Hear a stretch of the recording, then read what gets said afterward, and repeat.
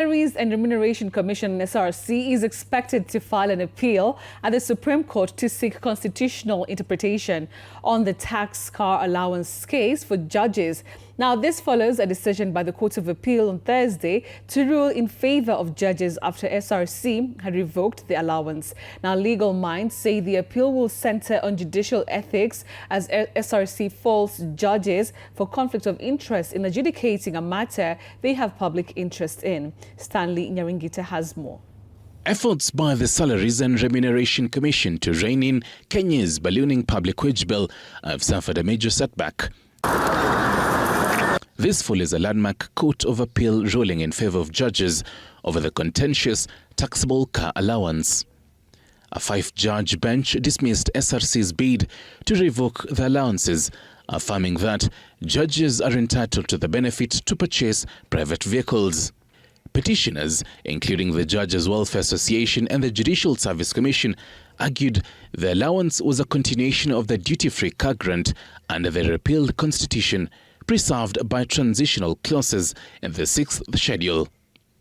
The Commission warns the decision will cost taxpayers 2.5 billion Kenyan shillings every 4 years.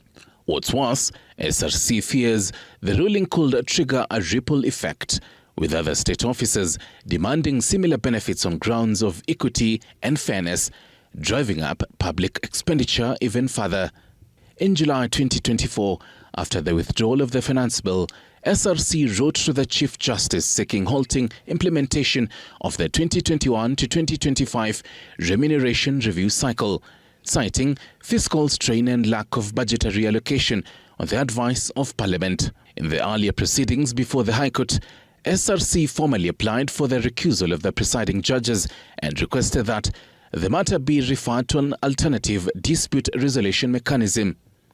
The court rejected this application, affirming its constitutional duty to interpret the constitution. The other argument that SRC wanted to advance is that this is a benefit to an individual judge.